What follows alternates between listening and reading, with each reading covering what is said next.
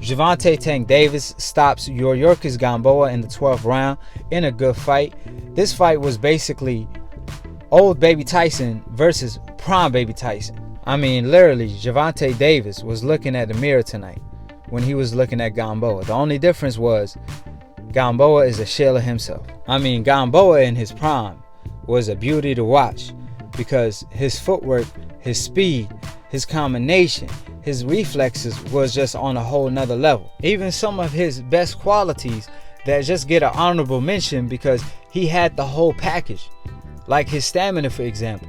He would be moving all night, fighting in the inside and the outside, and throwing combinations all night without even getting tired. Without even showing signs of him being tired, let alone getting tired. He just had the whole package, and that's why he was a thing of beauty. However, when his reflexes left the door, obviously Gamboa was no longer Gamboa because a lot of his mistakes that he was getting away with, it caught up to him.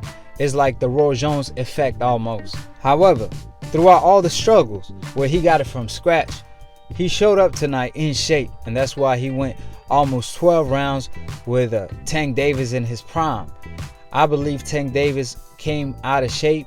He struggled to make the weight, and that's why I keep preaching that he need to be a little bit more disciplined because hard works beat talent when talent doesn't work as hard.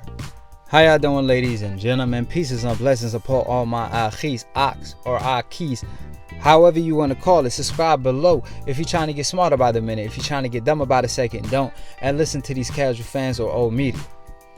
That being said, let's get straight to it. Now, Gervonta Tank Davis from round one, he came in sharp. I mean, he was throwing beautiful punches to the body. From the first bell, he was trying to break Gamboa down, using his jab, going up, going down. And Gamboa didn't even throw a single punch the whole time. At that point, it didn't look too good for Gamboa. However, it even got worse.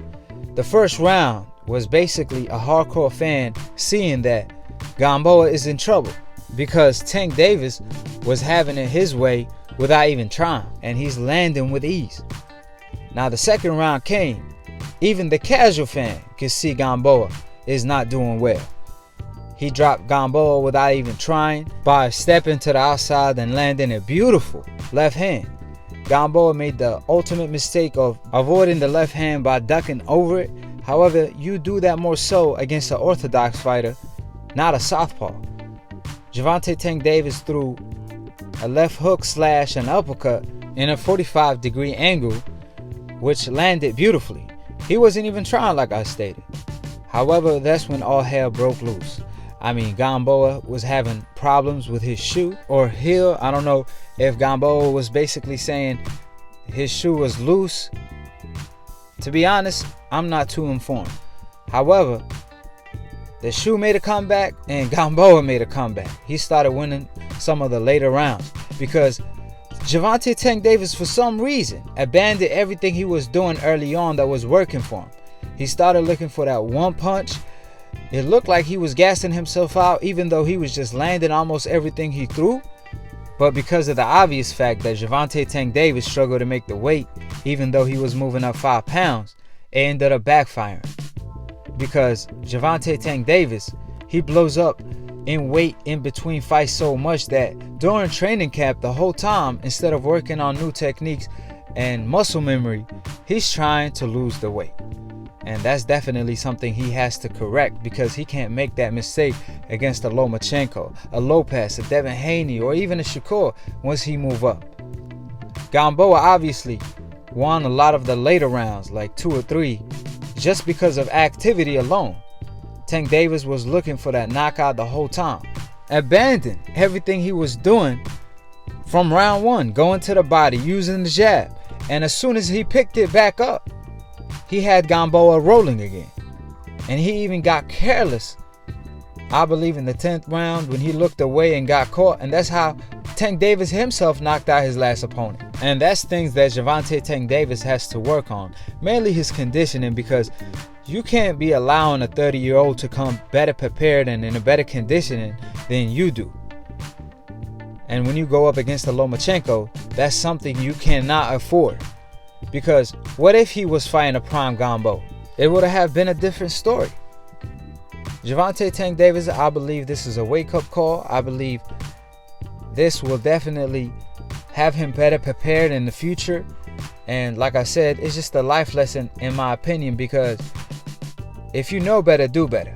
And Gervonta Tank Davis has the talent. He just needs the dedication and the hard work to be great, which he's on his way to be. But like I said, these are mistakes that he cannot afford to make, especially when you're trying to live up to Mayweather, the man that invented hard work and dedication. So we're going to talk about the shoe issue, the fight, and all of that during Split Decision tomorrow live on Sunday. So please call in. We want all the smoke at the end of the day. So please call in. I'm not going to hurt you. I'm just going to educate you. I'm just going to hurt your feelings. But one thing for sure, Gamboa showed character. He showed all the heart in the world. Some people don't have enough heart. Gamboa has too much heart. Gamboa also proved that he has a good chin, because they label him as this chinny guy. But the way he took all them punches from Tank Davis, who hit like a tank and kept moving and fighting, trying to win, shows what kind of character this champion has. And that's why in his prime, the Mikey Garcias of the world and a lot of fighters avoided him and wanted no piece of Gamboa.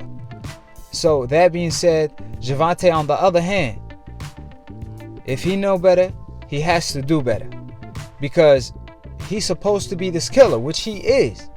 However, he didn't have the stamina to do it, because he will almost punch himself out. And to Gamboa credit, he will tie him up. But that's part of being a veteran. And Gamboa did the right things. However, Tank Davis didn't do the right things. He abandoned a lot of the things that was working for him early on. And I believe if he would have stick to it, he probably would have got Gamboa out of there. But one thing for sure, Gamboa did a lot better than people expected, especially with a guy that had a limp from round 2. That was all over the place. I mean, he looked like AJ almost at some points, and he still fought on and went out like a warrior, went out like a champion that he is. And that's why he will be champion forever in our heart, because we know how dirty the sport of boxing did Gamboa. When he was in his prime, nobody wanted to step to him.